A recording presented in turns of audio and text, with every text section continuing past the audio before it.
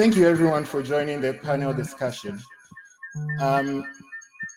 Unfortunately, it seems like Shirley is having some trouble rejoining the session. And so I'll just start the panel discussion, and then when Shirley joins, we can continue with her. So before we start, I'll just like us to go over the room, and then everyone, just for some 2 minutes, just tell us about your work, your background, and how it relates to sustainability. Lynn, I know you started this already, but then can you repeat it just for the benefit of everyone who wasn't in the room when we started? No problem. Hello, everybody. My name is Lynn de Pape. I'm a teaching assistant and PhD researcher at Ghent University, which is located in Belgium. I give a couple of courses. One of them is transport geography. So I'm a geographer, actually, not a surveyor. I also give other courses such as spatial analysis. And my work actually focuses on the acceptability or acceptance of people towards new transport services, mainly shared transport services, which among are mobility as a service, autonomous vehicles. Previously, I also worked as a teacher in a high school, and I also worked for a mobility consultancy company. So I have a bit of experience in teaching, in private company, and in research. I think that's it in short for me. Okay, thank you very much. Since you started with education, Dr. Donko Shiamai is also in education, so we'll move on to him. Dr. Donko. University in Germany, Jena. Yes, I am taking data science in ecosystem resilience. Yes, thank you. All right, and what exactly are you working on in your PhD, if I may ask? I'm exactly working on looking at using remote sensing images in understanding forest disturbances, such as like fire or forest fires or insect disturbances, using remote sensing and machine learning. Okay. Ken, yes, Ken, you're back. Okay. Can we please come back to you? Okay, so it's nice to be here with you. So I'm Ken once again. I'm a lecturer at the Department of Land Economy of the Kwame Nkrumah University of Science and Technology in Ghana. And so I teach a number of subjects, including sustainability, real estate finance, and real estate development. In terms of research interest, I'm generally interested in real estate economics and finance, as well as real estate investment and sustainability. So in recent times, I've been engaged in 2 different types of works. One of them has got to do with assessing the consequence of green building literacy. So basically, what we are looking at is we are measuring the level of green building literacy amongst university students generally, because we believe they are the future leaders. And so if they know about green buildings, then that is good for the future. And then again, we are also interested in understanding how that results in the type of houses they choose. Okay, so that is just one stream of work I've been working on. And then the second stream, which is related to green buildings, has got to do with valuation. How do valuations capture the green features or the green value in buildings, for example? So that is what we've been doing in the last year up to now. So yeah, that's something little about what I've been doing so far. That's very interesting. Ruvimbo, so you are a lawyer with much experience in Southern Africa. So please tell us also, give a brief introduction of your work for us also. Indeed, thank you so much. I hope that everyone can hear and see me loud and clear. My name is Ruvimbo Samanga. I'm from Bulawayo, Zimbabwe. I work as a space law and policy analyst. So I am a lawyer in the aerospace industry. particular focus in the space and satellite industry here in Africa, but I also work with lunar policy development in the global space sector as well, and other issues pertaining to human spaceflight and interplanetary exploration, but that's a bit far removed from what we're discussing today. My focus when it concerns the African space industry is using GIS and remote sensing for sustainable development. Apart from being a practitioner, I also work as a researcher, so I support different governmental initiatives to boost the standards and regulatory environment in Africa so that different individuals are able to not only contribute benefit from GIS and remote sensing. I've been affiliated with the United Nations Economic Commission for Africa, where I've been conducting a research survey on the integration of GIS and remote sensing, not only in Zimbabwe, but in the whole Southern African region, creating a GIS policy for the region. Aside from that as well, I do work myself working with agriculture and my people are passionate together to see we can best use the law to support technical in the industry. Looking forward to hearing from my friends with technical expertise and from a policy point of view, the industry would need support, whether that is from not only technical, but also education and even outreach are all interests that I'm involved in. But that's a little bit about me. I enjoy food, I enjoy traveling, I enjoy meeting new people. And that day, really hope to share some. Thank you so much for having me. Okay, thank you very much. So we can see that a big part of this panel that we have, and you mentioned that in your last sentence, is education. And quite interestingly, we have this being an African-European session, we have one person in education from Europe and one from Africa. So if Leon and Kenneth, starting with Kenneth, if you can tell us how did COVID affect teaching and education in your everyday work within in KNUST and even beyond KNUST, and how we're able to adapt to this? And Leon, this question is also to you. Okay. Okay. Quite an interesting question.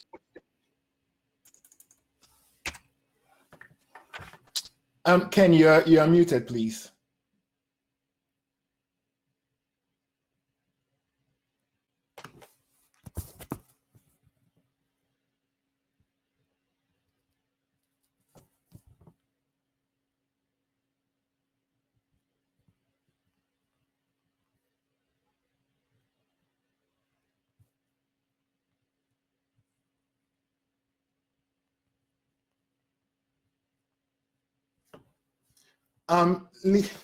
Lean, can you go ahead with your answer as we fix Ken's problem?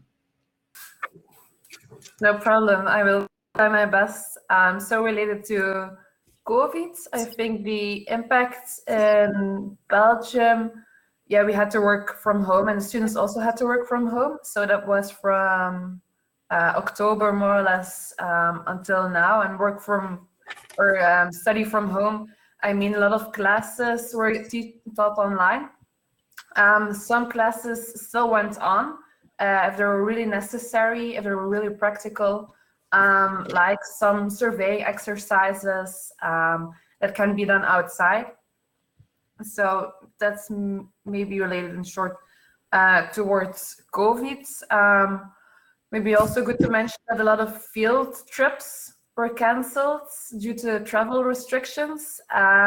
So we had to search for a lot of solutions, how we could manage it. And like I've seen before, we have a lot of information that's already online, but not from everything. So yeah, there's still a strong need for images, data that's out there. And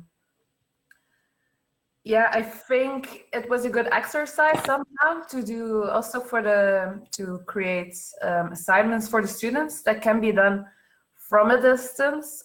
For example, there's also always, we have a course that includes a field trip. So our students go for a week or 10 days to another country. It was Greece in the past, Portugal, for example, also Scotland. And there they try to tackle a case. They now try to do it more or less online, which is very difficult. But I think it's also somehow very interesting for places that are hard to reach and to share knowledge, to do this exercise. So what I mean about that is, for example, Egypt is a bit farther away from Belgium. And it would be good if there's, of course, data and images and stuff that some analysis and some knowledge can be shared from here, from Belgium, some insights, maybe some new software that can be applied to investigate something. So somehow I think it was very challenging, of course, but also a good exercise to look for solutions that could be applied. And regarding, but maybe I should give the word to Kenneth. Okay, Ken, please go ahead. Okay, I must say sorry for going on and off, but then in response to the question, I see two things. One, I see risk and I see opportunities for development. Why do I say I see risk? I see risk because, one, the traditional mode of teaching for us has been face-to-face teaching, and face-to-face exposes us to COVID. That's the point. So that's why I see risk. But the risk has even intensified, mainly because, one, even without COVID, our class sizes were very large. I remember about 10 years ago when I was an undergrad, our class size was about 83, and we even struggled to fit in the classroom. Today, the average size of a class in my department is well over 100 students. I mean, about 150 students. And with the free SHS policy of the government coming in, now that 150 has almost doubled.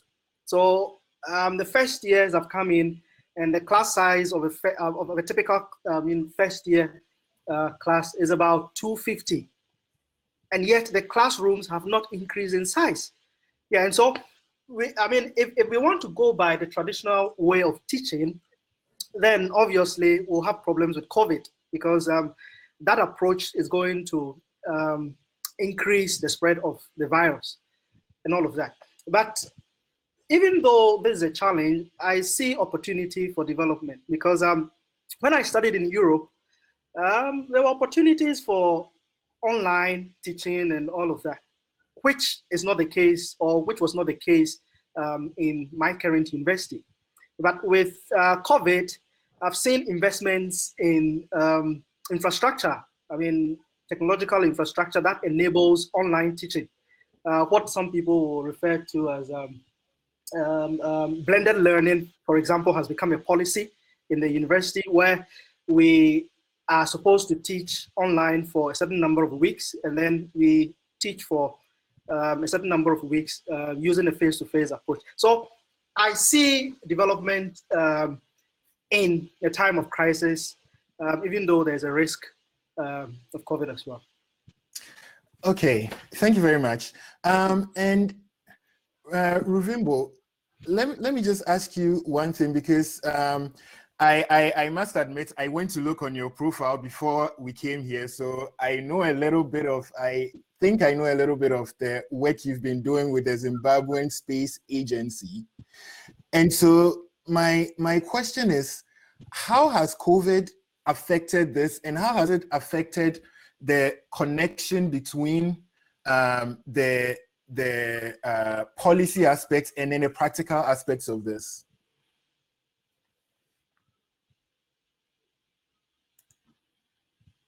Thank you so much for that full question. Indeed, a lot of industries have been impacted by the effects of COVID, but the space industry, whether global or African, has actually witnessed a trajectory. And I think that is an indication of, you know, how much of a magic bullet the space industry can actually be for sustainable this time. And I will delve into a couple of points related to what my colleagues have said. But I think to also, for everyone who might not be aware of what this is for Africa's developmental challenges, is that I think when we speak of the space industry, a lot of people launching and going to the moon and going to Mars, which is a very big part of the industry, but is not all of it. In fact, if you're tuning into this session, if you're making a telephone call, if you're broadcasting or watching a broadcast on TV, or even money from the ATM, you are in essence making some use of space or satellite infrastructure. So all of these different processes are facilitated by satellite infrastructure. So the question is not, do we need space? The question is, you know, we are already using space science and technology in our everyday lives, but the question now is, how can African countries use this technology more sustainably? And my work really focuses on boosting the agriculture, the environmental management and conservation, the water management and conservation, the mineral mapping and land and water management through policy, so that we can bring about sustainability. And, you know, the question I often get is, we focused on the space, we have all of these different challenges. And the answer is that, you know, satellite technology is one of the infrastructure that gives us the highest return on investment, of capital investment that has a lifespan of 25 years, that you derive so much benefit. So for instance, you know, one of the ways in which the space industry has really come to the fore in the pandemic is by really connecting people, because we are hearing a lot of developments, especially from across the pond. SpaceX is instituting a lot of high-speed internet broadband through satellite networks, which of course at some point will also benefit Africa. Looking at, you know, as Kenneth already correctly said, e-learning, these are going to be facilitated, how digitally connected we are. So these are infrastructure solutions that we should look into to ensure that online, or whether it's an entrepreneur who wants to do online, or whether it's a citizen who simply wants information or access to information online, how do we ensure that they have internet access? And satellite technology is proving to be the most affordable and most efficient way about that kind of sustainability. But over and above that, the interplay of policy during the pandemic has is simply not ready to use this technology because there's no enabling environment. This enabling environment is not only restricted to GIS and remote sensing, but also to ICT, education policy, if we're to use, you know, other aerial surveillance vehicles. These are areas that are unregulated in certain countries. The need for a technological law overhaul is so severe, so much needed at this time, that I really call on all individual lawyers to come together and really make it an interdisciplinary endeavor where we can come together, share best practices, comprehensive and robust policy solutions, so that we can not only use, you know, remote sensing solutions, but also solutions to support one another in tandem and economic sustainability at the end of the day. Okay, very interesting. So many parts to pick from. But before we, I'll come back to you, Rainbow. But Stella, quite interestingly, you're working on the impact of intensity and recurrence and recovery responses of different disturbances, as well as their impact on carbon and nutrient cycles. In this situation, I guess your work before COVID. So my question is, before and after COVID, in terms of the way you work, first and foremost, and the results that have been coming in these areas, how have things changed in this sense? That's a very good question. Actually, to be honest, I began my doctoral journey during COVID period. So I actually arrived in Berlin around March. So to be honest, before COVID has advantages and disadvantages. Before COVID, I would have gone to field, collected data, and used it in my analysis. That's a disadvantage. However, during COVID, the biggest advantage is being in the space industry or the space field. I have the ability to use remote sensing images that allow me no longer not to go to the field, but collect data digitally. And so following what Ruvimbo said, is the space field that is growing in the use of satellite technology, especially during COVID, is higher compared to before. And we're beginning to learn that a lot of people who used to do data collection no longer need to go to the field. And that's something I've learned with my research. What was urgent before COVID and what is urgent after COVID? Actually, COVID has mainstreamed some of those things.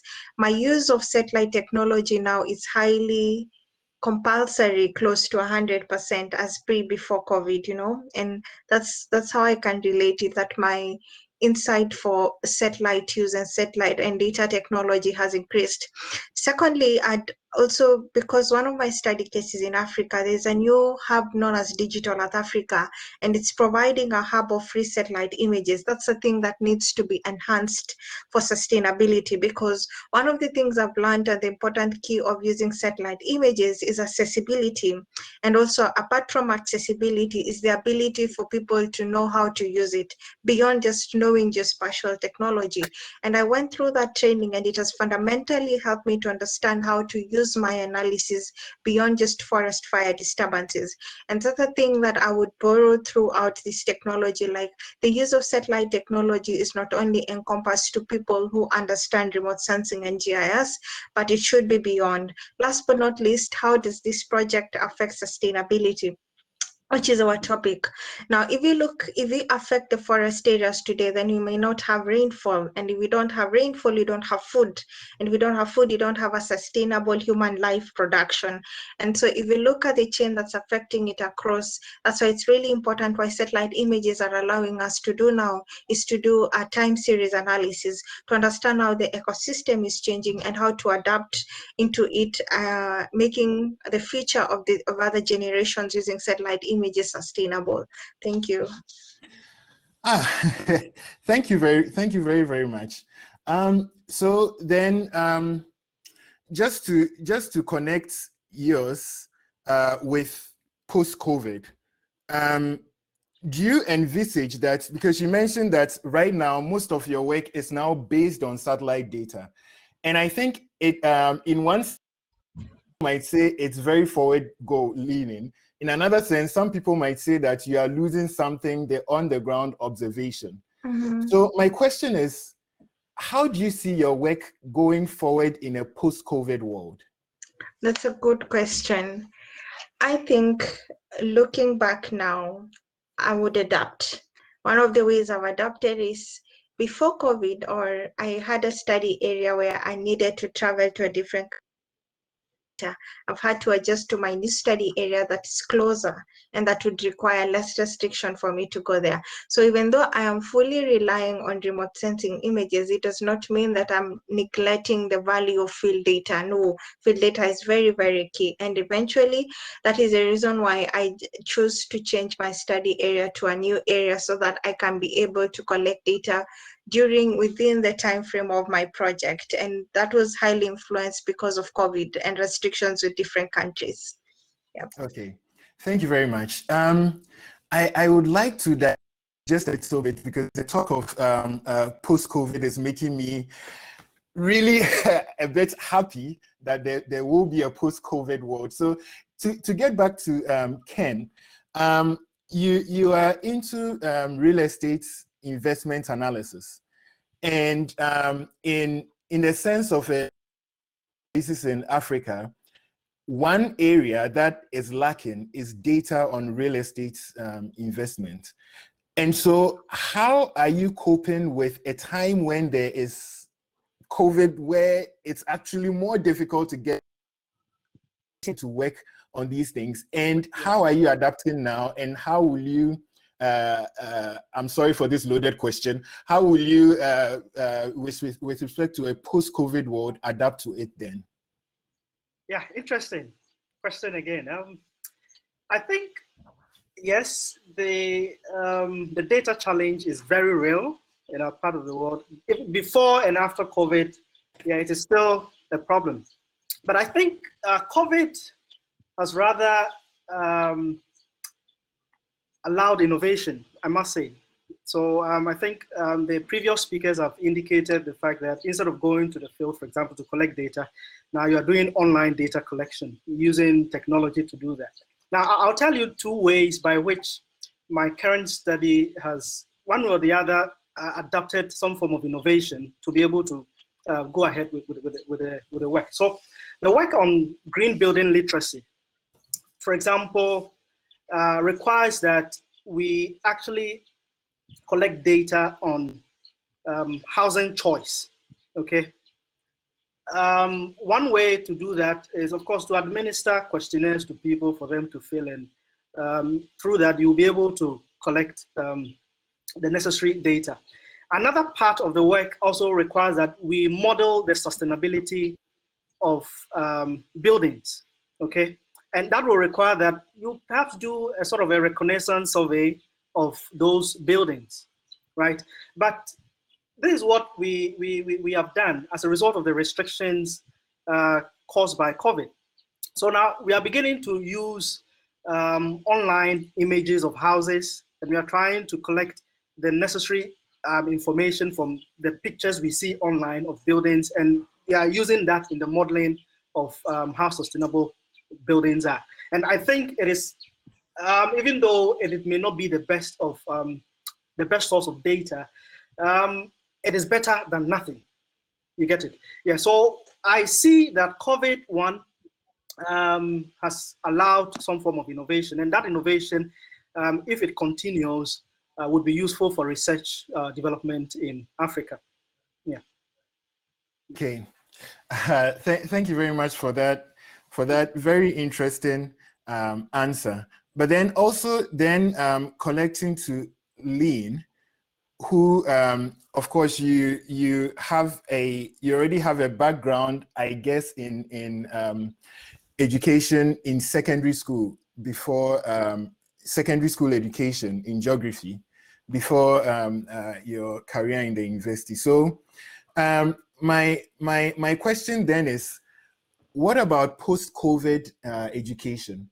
Because right now in FIG, it's quite a lot of talk over here, because working group, Young Surveyors Network, together with Commission 2, have a working group on new learning styles for surveying education. And so I know you are not into surveying education, but rather geography. But then I think there are some parallels that can be drawn over there. So what do you think in the post-COVID world education will look like? Thanks for the question. It's indeed a challenging and a good question. I think, and we as university are also looking forward, like, what will it be next academic year? Now we are going to wrap up, as we have done this academic year, to not make a lot of changes for the students. But next year, we learned a lot.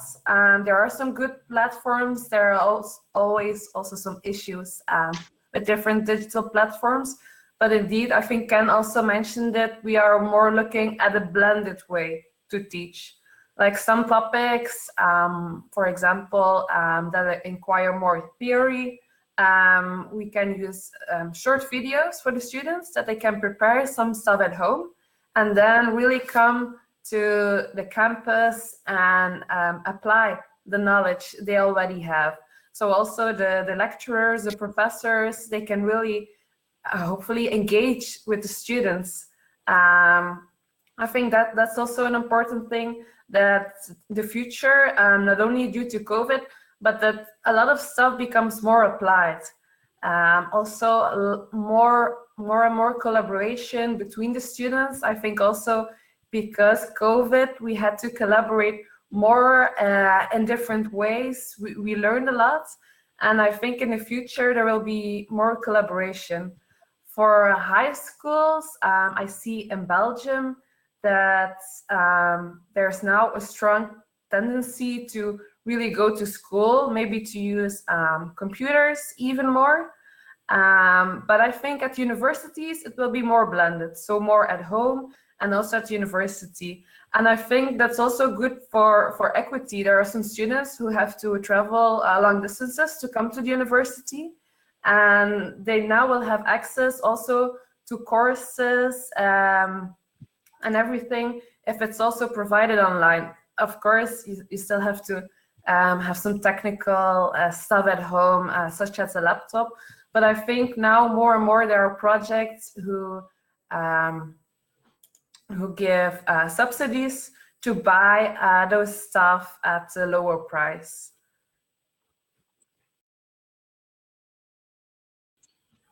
Okay, I think we're just 30 minutes into the panel discussion, but then we are a bit hard pressed for time. So I'll ask Ruvimbo one question about capacity building in Africa in your field, because it is your field is indeed a growing field in Africa, which a lot of people have to take up in order to get more data for work like what Stella is doing. And so how has COVID, in the sense of sustainability, affected capacity building in your area of expertise?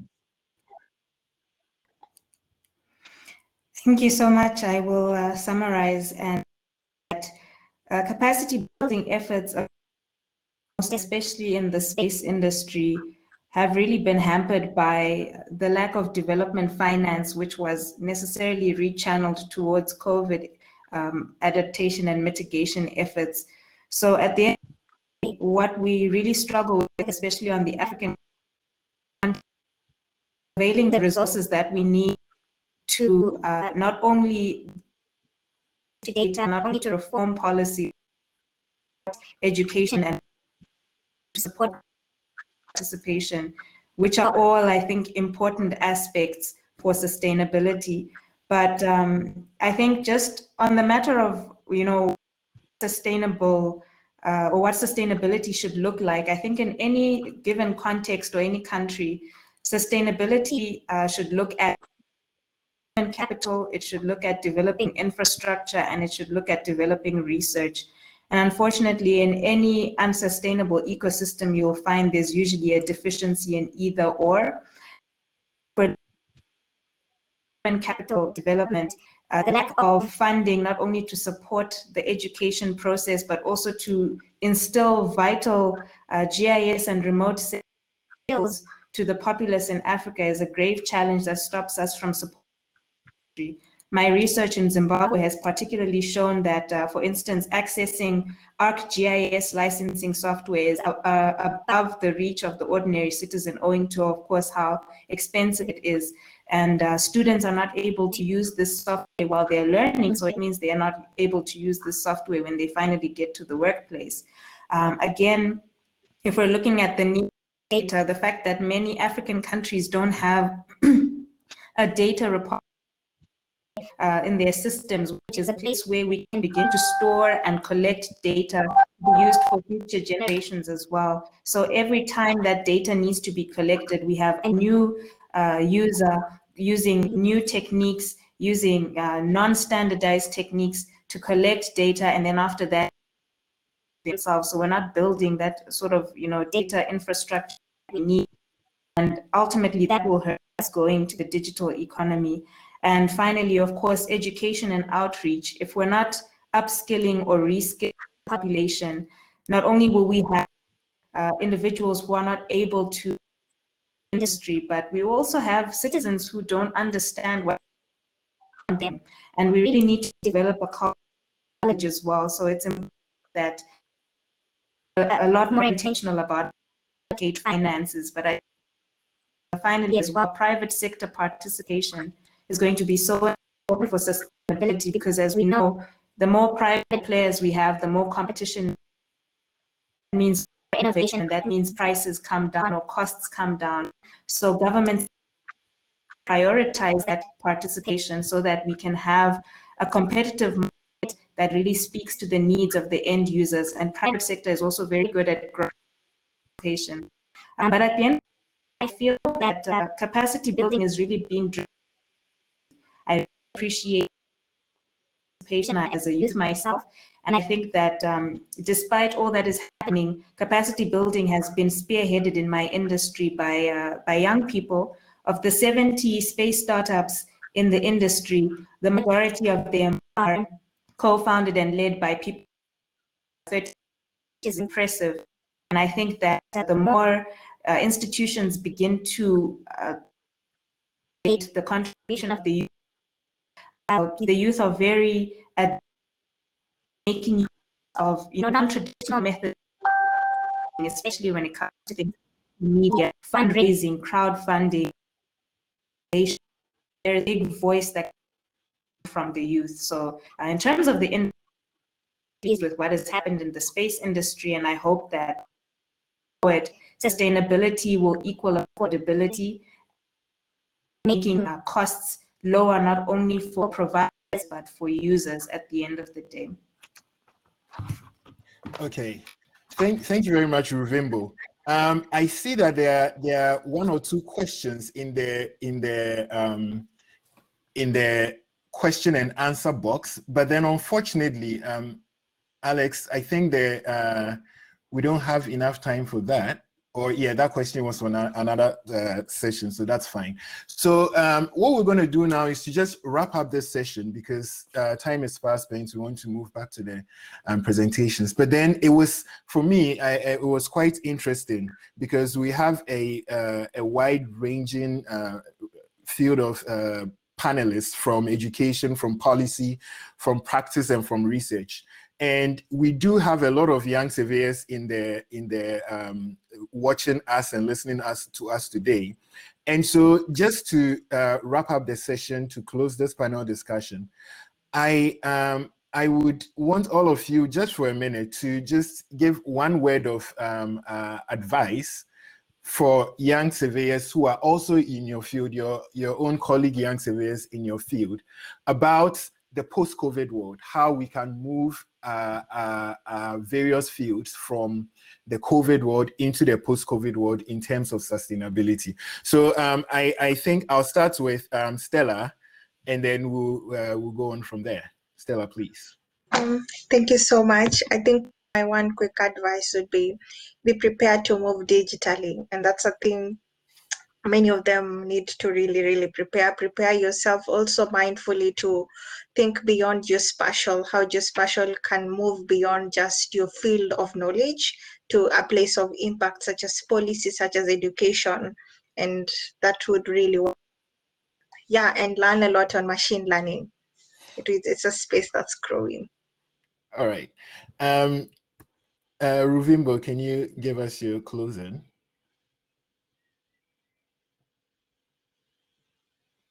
Indeed, I would encourage all young people to prepare yourself to be lifelong learners. The industry and our environment is continuously changing, so be reinvent, to learn and to open your ears. I've heard people say coding is going to be the language of the future, just as we are all expected to word.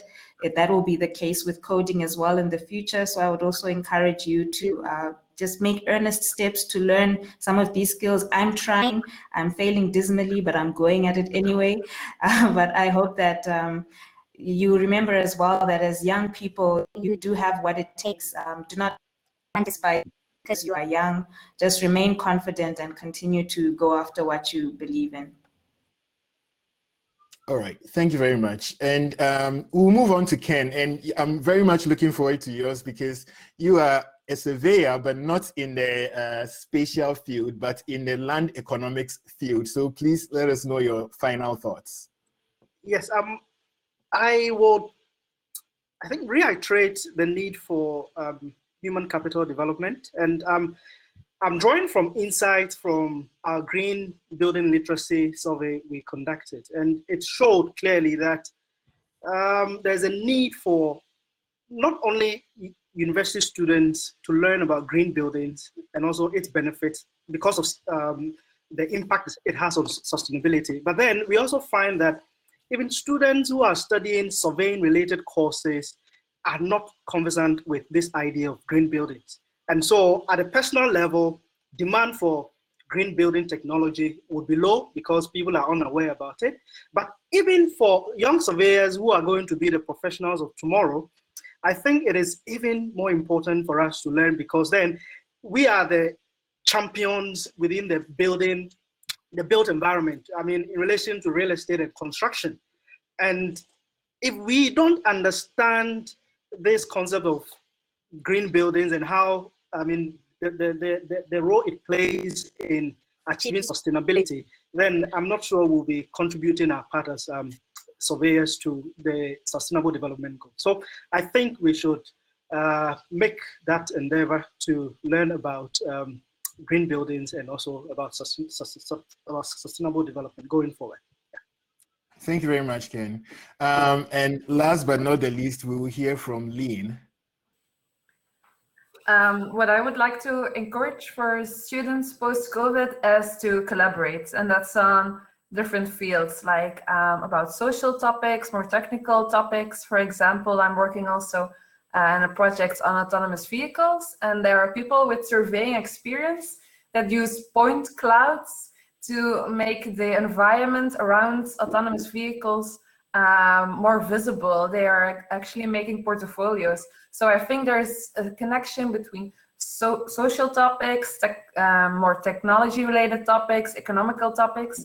So please make the bridge also, make the bridge between education, between private companies, use cases to make it more real and practical and useful. And also collaboration, like now we are an international panel. So I think that will give us a lot of opportunities in the future. So go ahead and collaborate. That's very great. Thank you very much, everyone. I personally learned quite a lot from this panel discussion. And so from here, we're going to move into back into the presentations, but then we are all going to stay in this room for the presentation from on professional development. Thank you, everyone. Thanks.